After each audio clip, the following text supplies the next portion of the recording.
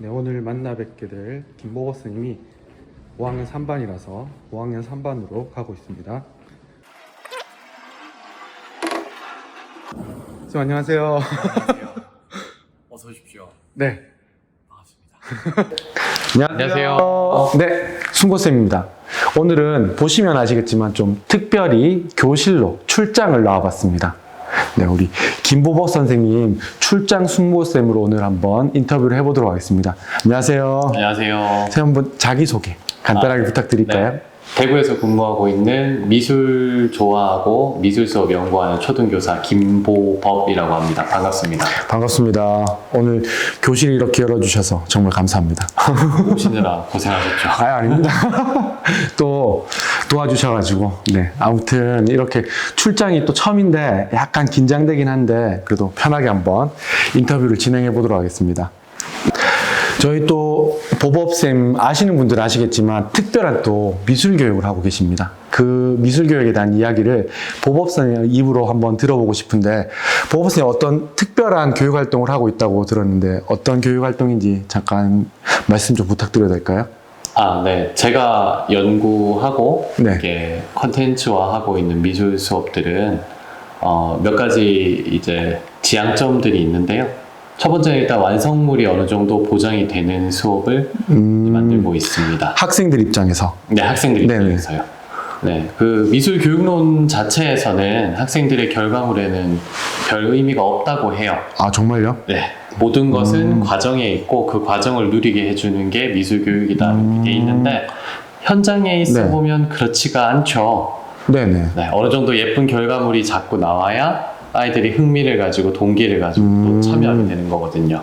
결국에 과정에 참여하기 위해서는 특히나 고학년 같은 경우에는 일정 수준 이상의 완성물이 좀 보장이 되었을 때 나온다고 생각을 하고 있습니다. 네, 또 한 가지는 이제 학생들이 마음속에 아이디어들이 굉장히 많아요. 네. 표현하고 싶은 아이디어들은 많은데 반해서 요 미술 기능, 손기술의 한계에 그렇죠, 네. 네, 손기술의 한계에 막혀서 잘 그리지 못하는 경우가 많거든요. 근데 이러한 좀 좌절되는 경험이 많아지다 보면은 미술에 대한 흥미를 잃습니다. 그래서 손기술의 정도, 학생이 가지고 있는 미술의 기능 수준과 관련 없이도 이제 학생들이 좀 쉽게 참여하고 즐겁게 참여하고 그리고 네네. 마음속에 있는 아이디어를 이제 시각화할 수 있도록 도와주는 그런 수업 설계를 지향하고 있습니다. 그럼 제가 들으면서 이해되기로는 두 가지 말씀해 주신 게 첫 번째는 그래도 아이들 입장에서 내가 만들었던 게 이렇게 괜찮은 거야? 라는 약간 뿌듯함을 주는 결과에 그래도 조금 더 방점, 과정이랑 결과 중에서 결과에 더 방점을 찍는다는 말씀은 아니신 거죠? 과정이 더 중요하죠, 당연. 근데 결과에도 좀 우리가 신경 써보자. 네. 혹시 그럼 아까 이제 미술 교육론 말씀해 주셨는데 그거랑 좀 다르게 이렇게 하시게 된 이유나 이런 것도 있나요, 그러면? 네, 그 초임 발령 받고서 원래 미술을 좋아했기 네. 때문에 이제 미술 지도를 해보니까 그 아이들이 잘 그리려고 하질 않더라고요. 참여를 하지 않는 그 내면이 무엇인가 이렇게 살펴보고 이야기를 나눠보니까 결국에는 내가 완성하지 못할까봐 혹은 완성을 하더라도 주변에 별로. 잘 그리는 친구들보다 예쁜 작품을 못 만들까봐 이런 마음들이 숨겨져 있더라고요. 그러니까 그런 친구들에게 유의미한 경험을 하되 완성물이 잘 나오는 그런 수업들을 던져주면 학생들이 점점 성공의 경험을 가지고 되고 그 과정에도 참여할 수 있게 되는 거죠.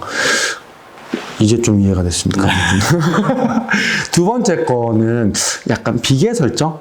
네. 이런 식으로 저는 이제 좀 받아들여지는데 네. 이게 아무래도 기능적으로 좀 부족한 학생들이니까 어떤 결과물을 만들기가 쉽지 않잖아요. 혹은 내면의 심상을 드러내는 게 쉽지 않은데 이런 것들을 선생님이 잘 설정해서 이렇게 만들어준다라는 의미같이 느껴지는데 사실 저는 약간 미술의 문외한이라서 미술교육 약간 고백하자면 안하공식으로 하고 있어가지고 그게 사실 잘 이해는 안 돼요. 어떻게 그렇게 할 수 있는지 기능이 안 되면 표현이 안 되지 않나요?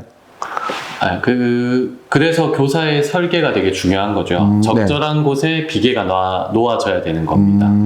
그 예를 들면 제가 했던 수업들 중에서 그 동물 타이포그래피라는 수업이 있어요. 동물 타이포그래피. 네. 조금만 더 자세히 설명. 네. 자료 화면도 주세요. 네. 네. 여기 띄워주세요. 아예 띄우겠습니다. 그런 그림 보신 적 있으실까요? 그 호랑이 모양으로 돼 있는데 네네네. 전체적으로는 네. 글자가 돼 있는 거죠. 호랑이 민화처럼. 예. 아, 네. 타이거라고 적힌 글자가 멀리서 보면 하나의 호랑이 형태로 보이는. 아, 글자인데 호랑이 비슷한 형태가 나오는. 네. 네. 네. 그런 수업들을 하는 경우에는 이제 학생들의 과업이 어떤 게 있나를 좀 생각해 봐야 돼요. 제가 그냥 그러한 예시 자료를 보여주고서 아이들에게 한번 그려보자 하면은 학생들은 내면에서 다음과 같은 과업들을 수행하고 해결해야 됩니다. 첫 번째는 내가 그리려는 동물의 모양을 그 동물처럼 보이도록 그려야 돼요. 글자를 동물처럼 보이게 만드는 것. 네. 네. 그러니까 첫 번째 일단 동물부터 잘 그려야겠죠. 네. 또 두 번째가 남아있죠. 어려운데. 넣으려는 네. 글자를 동물 모양으로 변형을 해야 되겠죠. 더 어려운데요. 네. 그리고 채색하고 완성을 해야 되는 겁니다. 그건 좀 할 수 있을 것 같기도 하고. 네. 이렇게 되면은 과업이 되게 많은 거예요. 그쵸, 학생들에게는. 과업이 많다는 거는 에너지가 분산되고 각 과업마다 쓸 수 있는 이 집중력과 에너지가 떨어지게 되는 거죠. 네. 그래서 그 두 개 중에서 큰 과업은 두 가지죠. 동물을 그리는 거, 글자를 동물처럼 변형하는 거. 네네. 이 비계 설정이라는 거는 이 중에서 더 중요한 걸 살리고 다른 거는 생략을 해주거나 교사가 도움을 놔주는 걸 얘기를 해요. 그럼 우리가 수업 시간 안에 이것을 다 학생들한테 맡기고 해결하는 건 어려우니까 좀 뺄 건 빼고 넣을 건 넣고 강조할 건 강조하자 이런 의미인 네, 건가요? 그런 거죠. 네. 학생들의 과업을 선택하면서. 네네. 저 같은 경우에는 동물을 그리는 능력보다는 글자를 그 동물 모양으로 바꾸는 아이디어가 더 중요하다고 생각을 했거든요. 네. 그래서 동물 그리는 부담은 덜어주고 싶었어요. 가장 이제 기능이 많이 필요하기도 하고요. 그래서 본인이 그리고 싶은 동물의 실루엣을 이제 선택하면 인쇄를 해줬습니다. 도안이 있나요, 그러면? 네, 도안이 있습니다. 여기서 또 저랑 한 게, 그런 것들 참고, 네. 참고 자료 또 다 만들어 놓으신 게. 제 패들렛을 공유를 해드릴 테니 이렇게 오와. 다 다운받으실 수 있습니다. 감사합니다. 혹시, 요거 여담인데, 뭐, 그거랑 관련된 책도 있나요, 그러면? 만들어 놓으신 거? 책은 처음 썼던 책이 초등 미술 수업 52라는 책이 있는데 거기에 그럼 나와 있는 그런 내용들이 들어 있는데 이게 안타깝게도 올해 절판입니다. 또 출간하실 계획은 없으세요, 그러면? 다듬고 해서 언젠가 또 새로 출간을 해야겠죠. 워낙 한 2017년도에 나왔던 책이라 그때는 정말 열성을 다했었지만 지금 다시 열어보면 부끄러운 점이 많더라고요. 네.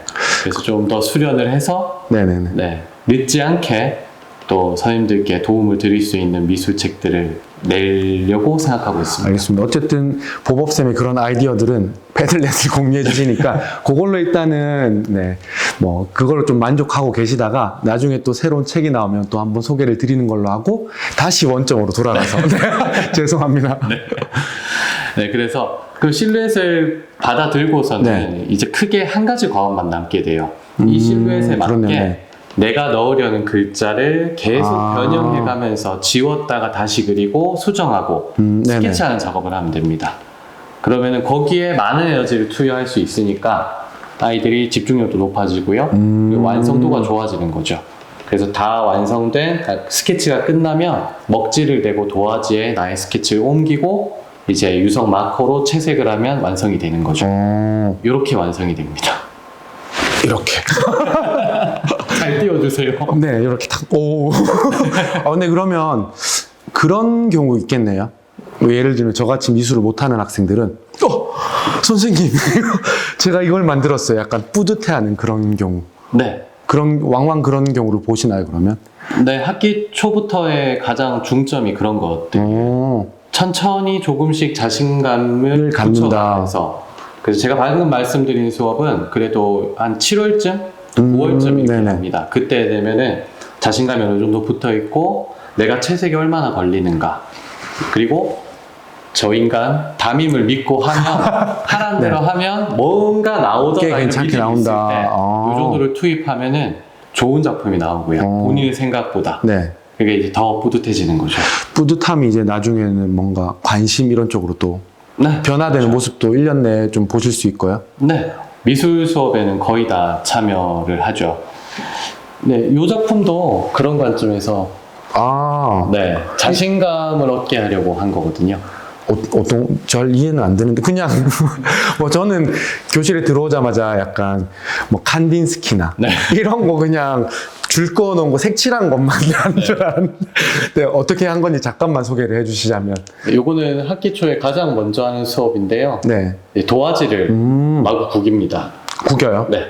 그랬다가 다시 펴요. 네. 좀 찢어져도 괜찮습니다. 네네. 테이프로 붙이면 되거든요. 그런 다음에 그럼 우연의 무늬들이 많이 나오겠죠. 그 무늬들을 바라보면서 내 마음이 가는 대로 색칠하는 거예요. 그러면은 이거 마커로 채색을 했는데 네. 5학년들 기준에서 몇 분쯤 걸릴 것 같으세요? 요 칠하는데요? 네. 1시간 이상은 걸릴 것 같아요. 네. 부차시는 못해도 줘야 되거든요. 네네네. 그러면은 한 30분쯤 지나면 아시죠, 고학년? 대충 칠하기 시작하지 않나요? 선생님 이거 왜 해야? 선생님 마커 냄새 너무 나는데요. 아, 네. 듣자마자 스트레스 받는 게 집어있었네. 근데 이거를 이겨내고 네. 끝까지 칠하게 하는 거예요. 네. 이유 불문 무조건 끝까지 칠합니다. 그럼 깨를 내는 친구들이 있어요. 선생님 저는 여기 흰색을 표현하려고 하는데요. 네네. 여기에 물러나시면 안 돼요. 조용히 하얀색 포스터 물감을 건넵니다. 아, 이걸로 칠해. 흰색이라면 너의 의도를 표현해봐. 여기 흰색 있죠? 아, 그런 보시면 다 아이들이었구나. 색칠한 거예요. 아. 진짜 네. 흰색 색칠한 겁니다. 제가. 그렇네요. 맞네요, 진짜. 네. 네. 그래서 모든 면을 채워야 끝이 나는 겁니다. 그리고 이걸 하고서 나누는 이야기가 두 가지가 있어요. 네, 첫 번째는 네. 그런 거죠. 우리가 단순히 도화지를 구겼다가 펴서 생긴 무늬를 색칠밖에 한 게 없는데 다 칠하고 나니까 예술 작품처럼 보이거든요. 네. 자, 우리가 예술 작품을 만드는 데 있어서 했던 가장 중요한 행동은 무엇일까 물어주는 거죠. 무엇이었을까요? 제가 학생이면 네. 제일 중요한 거는 열심히 색칠했다? 그렇죠. 아. 포기하지 않고 모든 면을 채웠다는 거죠. 그래서 첫 번째 약속인 겁니다. 미술 작품을 만드는. 모든 면을 포기하지 않고 네. 모든 면에 채색 도구를 올려주기. 요 약속을 첫 번째 하는 네네. 거고요. 두 번째는 모두가 같은 방법, 같은 재료로 했거든요. 근데 모아놓고 전시해 놓으면 다 다르네요. 전부 다르죠. 네. 여기에 대해서도 얘기를 나눈 거죠. 왜 이렇게 다를까? 뭐 이런 것들. 왜 다를까? 아. 우연에 생긴 무늬도 달랐지만 비슷한 무늬일지라도 서로가 그 무늬를 바라보는 마음들이 다른 거죠. 네. 그래서 미술 작품이라는 거는 끝까지 칠하고 이 면에 나의 마음을 의식을 했든 의식하지 못했든 투영하면 그것이 나의 좋은 미술 작품이 된다. 이 두 가지 이야기를 하기 위해서 하는 학기 초 수업입니다. 저 약간 지금 교회 나온 느낌인데요. 목사님 말씀, 뭐 용도자 말씀을 듣고 있는 듯한 갑자기 어떤 느낌이었냐면, 나도 미술 잘할 것 같은데 라는 느낌이 드는데, 그러면 실제로 그렇게 얘기를 나누고 나면 뭐 미포자들은 어떤 식으로 변화되나요, 애들이? 일단 요걸 하고 나면 다음 거에도 일단 참여를 해보죠. 그래서 미포자들한테 요거를 잘 넘기는 게 되게 중요해요. 어쨌든 노력을 끝까지 하는 것. 네. 네. 어려운 게 아니잖아요. 그쵸. 끝까지 칠했고 친구들 사이에 당당하게 내 작품이 걸렸다. 네네네. 요거 하나가 되게 중요해요. 그리고 무엇보다도 누가 잘하는지 누가 못하는지 모르겠어요. 그죠? 그게 별로 없어요. 네. 네, 잘 보면 좀 의도가 다른 친구는 있을지언정 실력의 차이는 안 납니다. 네, 오히려 저 하얀색이 더 괜찮아 보이기도 하는데요. 그렇죠. 네. 꾀를 좀 부렸다가 당하고 또 예쁜 그러니까, 작품을 네네. 만들어요. 그러니까 미술을 작품을 딱 걸어놔도 딱 보이잖아요, 이렇게. 네. 누군가 학원 좀 오래 다니고 관심 있는 애가 그린 그림이랑 내 그림이랑 내 그림 너무 작아지면 더 하기 싫을 것 같은 느낌이 드는데 그런 게 없네요, 진짜. 네. 네. 그래서 학기 초에 할 수 있는 비슷한 것들이 많아요. 그런 거 있습니다. 이런 말을 써도 되는지 모르겠지만 뭐든 다 괜찮습니다. 끝장나는 선 그리기 이런 거 있거든요. 끝장나는 그리기는 어떤 거예요? 작은 도화지가 좋아요. 네. 16절 도화지를 주고요. 선을 3개만 긋게 합니다. 3개만요? 네. 이렇게. 네. 네, 3가지 선만. 3개의 선만 그리는데 그 3개의 선만 그리고요. 마음대로. 그리고 선들이 나눈 면을 색칠만 하는 거죠. 선을 딱 3개만 그리고 네. 나머지 색칠하는 거. 네, 대신에 선은 안에서 끝나는 게 아니라 밖으로 튀어나가도록. 도화지를 n분할 시키도록 그어주는 겁니다. 밖으로 튀어나간다는 말이 어떤? 종이를 들고 설명해 드릴까요? 네. 너무 오래 걸리나요? 아니, 괜찮. 보통 도화지가 이렇게 있죠? 네네. 저건 이걸 구긴 거고, 다른 방법으로는 선을 3개만 그려요. 마음대로. 대신에 이 안에서 이렇게 그리는 게 아니라 이렇게 그리는 거죠. 도화지 밖으로 나가니까 네. 도화지를 꽉 채우도록. 예를 들면 이러면 선을 3개 그려주죠. 네네. 이 그어진 선을 그냥 칠하면 됩니다. 근데 모두가 선 방향이 다르겠죠. 네네. 누가 더 끝장나는 선을 그리는가. 다 그냥 비슷비슷할 것 같은데 어떻게 끝장이 나죠? 그 또 오는 느낌이 다르니까요. 아. 거기에 대해서 얘기를 해보는 거죠. 근데 이런 작품들을 20개씩 모아놓고 서로 얘기를 하고 평가를 하고 있으면은 딱 그 모양이거든요. 현대 미술 네네. 작품 경매하는 듯한. 오. 기준이 어딨나 싶은 게 현대 네네. 미술이잖아요. 비슷하게. 네. 사실은 이제 그런 거죠.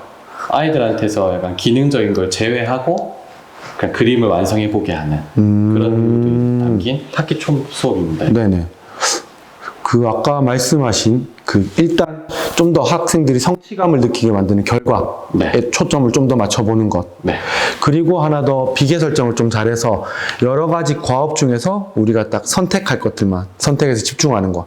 이런 것들을 말씀해 주셨는데 그냥 불현듯이 그런 생각이 들었어요. 이게 아까도 미술 교육론을 말씀해 주셨지만 다르잖아요. 네. 그 기존에 있던 것들이랑. 네. 그렇게 다른 생각을 가지려면 보법쌤만의 나만의 그런 뭐 미술에 대한 철학? 사상 혹은 생각 같은 게 따로 있을 것 같다는 생각이 들어가지고 그 얘기도 한번 들어보면 좋겠다 싶어가지고 네. 좀 들려주실 수 있나요? 미술에 대한 철학 뭐 그냥 가볍게 얘기를 내가 생각한 미술이나 이런 거다라는 네. 것. 미술에 대한 생각과 미술 교육에 대한 생각이 약간 다르게 가지고 있는데요. 일단 미술이라는 거는 의식의 반영이라고 생각을 합니다. 의식의 반영. 네, 인간이 세상을 얼마나 인식을 하고 있는가, 얼마나 많이 이해를 하고 있는가가 그림으로 표현된다고 생각을 해요. 그림이나 예술 작품으로. 세상을 바라보는 관점이라고 바라보는 관점이자 받아들이고 얼마나 이해를 하고 있는가, 이 세상에 대해서. 그런 거는 뭐 과학이나 수학도 사실은 그렇다고 얘기할 수 있잖아요. 네. 그럼 미술은 어쨌든 직관적으로 뭔가 과학 수학이랑은 다른 느낌이 있잖아요. 네. 다른 거다. 그건 뭐라고 생각하세요, 그러면? 그렇죠. 그 미술 자체만 보면은 그렇게 생각이 들 수 있는데요. 사실 과학과 되게 나란히 하고 있는 게 미술이기도 하거든요. 생각해 보시면은, 인류 최초의 미술이 어디에 그려졌는 줄 아세요? 동굴벽화? 네, 그렇죠. 네. 알타미라 동굴벽화죠. 그때 처음으로 인류가 지능이 발달하면서 상징이라는 걸 쓸 수 있게 된 네. 거죠. 그래서 그 그림을 그리는 행위에 보면은 그 당시 사람들이 중요하게 생각하는 것들을 그리게 되죠. 사냥하는 거. 그렇네요. 그렇죠. 또는 이집트 벽화 같은 데도 이 신전을 짓는 거.